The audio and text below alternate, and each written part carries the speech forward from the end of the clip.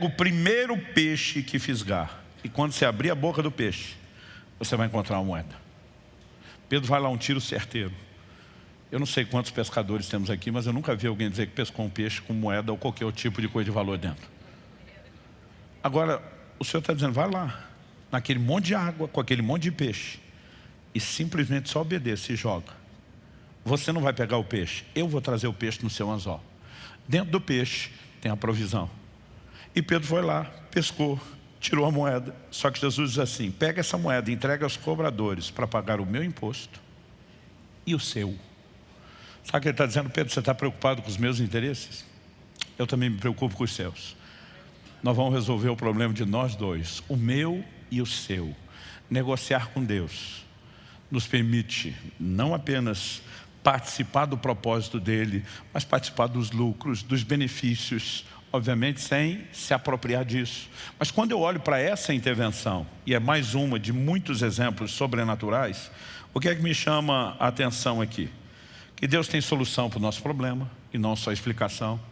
Inclusive, muitos de nós estamos precisando de um desafio de fé para pagar impostos maior do que o de Pedro, mas entender que a provisão sobrenatural, ela também pode se manifestar por vias naturais. Deus mandou Pedro pescar porque é o que ele sabia fazer. Ele diz, vou usar a sua expertise, eu vou usar o seu negócio, eu vou interferir em seu favor nessa área específica. E aí não resolve só o problema de Jesus, resolve o de Pedro, não é só o de Pedro, é o de Jesus. E esse pacote, eu não sei você, mas eu acho fascinante. Segundo Reis, capítulo 6, fala que os filhos dos profetas reconhecem que o lugar, aí estamos falando de ministério, era pequeno. Eles entram num projeto de ampliação. E quando vão lá cortar a árvore, um deles estava cortando, e a Bíblia diz que o machado escapou do cabo e caiu dentro d'água. O cara entra em desespero, o machado era emprestado. O que é que eu vou fazer? Muitas vezes eu e você ficamos imaginando o que é importante e o que não é para Deus intervir e operar milagre. Quando eu e você deveríamos acreditar que Deus não faz um milagre porque o machado é importante, mas porque nós somos importantes. A necessidade não era do machado, era da pessoa que pegou emprestado, não teria como devolver e não teria como continuar a produtividade. Eu quero falar algo que eu creio que tem um peso profético nessa manhã. Eu creio, e creio de todo o coração, que Deus quer levar alguns de vocês a recuperar uma produtividade que tem sido perdida. Coisas que pararam, e não estou falando só de efeito de pandemia, coisas que se interromperam, coisas que foram paralisadas. O Eliseu diz, onde é que está onde é que caiu? Diz, foi aqui. Ele pega o cabo, lança na água, e a Bíblia diz que o machado flutuou. Gente, na minha cabeça era mais fácil de eu dizer, vou abençoar a sua pineia, você mergulhar até conseguir achar e você trazer de volta. Mas machado flutuar faz sentido para você? Irmão, milagre nunca faz sentido. Milagre é milagre. E se fizesse sentido, não era milagre. Mas nós podemos viver intervenções sobrenaturais.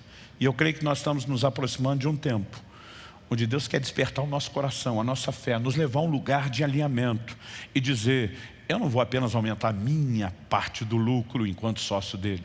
Eu quero ajudá-lo a aumentar dele e cuidar dos interesses dele. Eu também vou ser beneficiado, mas vou ser beneficiado com o coração alinhado ao dele, agindo da forma correta, entendendo quais são meus limites e não só preocupado em não avançar no que é dele, mas usar e administrar bem aquilo que é dele. Agora, a pergunta a ser feita é, se é possível a semelhança de Isaac, colher em tempos de crise, será que eu e você vamos só sentar, chorar e reclamar que nós estamos num momento econômico de pós-pandemia, que tem uma guerra ou possíveis outras afetando o cenário, ou que as eleições não aconteceram do jeito que nós esperamos, então agora é só esperar o pior? Eu e você podemos trabalhar com toda a previsibilidade humana necessária, mas eu e você podemos entender que nós podemos viver resultados que ninguém mais tem, porque eles não têm o sócio que eu e você temos, porque eles não entenderam a bênção, o privilégio, a honra, a alegria que é de negociar com Deus. E eu quero terminar fazendo duas coisas. Em primeiro é provocar a sua fé e a sua resposta a esse lugar. Se Deus abençoou um Potifar, gente, que era um senhor ímpio, por amor a José, que está lá só como escravo trabalhando. Você já parou para pensar o que ele não pode fazer pelo negócio de José? Eu não sei você, mas minha fé fica empolgada. Se o ímpio para quem nós trabalhamos pode prosperar por causa de nós, e quando nós, com o mesmo coração e disposição, estamos dedicando a servir ao Senhor, por que não podemos viver intervenções extraordinárias? No Salmo 114, do verso 12 ao 15, tem uma oração que eu faço desde a minha adolescência. Que os nossos filhos sejam na sua mocidade como plantas viçosas. Que as nossas filhas sejam como colunas esculpidas para um palácio. Que os nossos celeiros transbordem, cheios de todo tipo de provisões. Que os nossos rebanhos produzam a milhares e a dezenas de milhares em nossos campos. Que o nosso gado seja fértil e as vacas não percam as suas crias. Não haja gritos de lamento em nossas praças. Bem-aventurado o povo a quem assim sucede. Sim, feliz é o povo cujo Deus ou cuja nação é o Senhor. Normalmente a gente fala da nação cujo Deus é o Senhor, só falando de gente que professa fé. Aqui a Bíblia está falando de um povo que experimenta as intervenções de Deus na sua casa, na sua família, nos seus negócios, que está alinhado ao propósito, que vive o sobrenatural. E ele vai dizer, feliz é a nação cujo Deus é o Senhor, é quando Deus é o sócio para valer, e está presente, e participa, e faz diferença. Mas não é algo que a gente apenas professa nominalmente.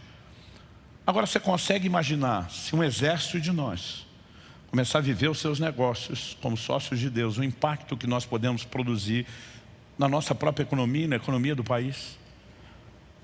Eu acredito que está chegando um tempo onde Deus vai cumprir aquilo que é repetido nas Escrituras.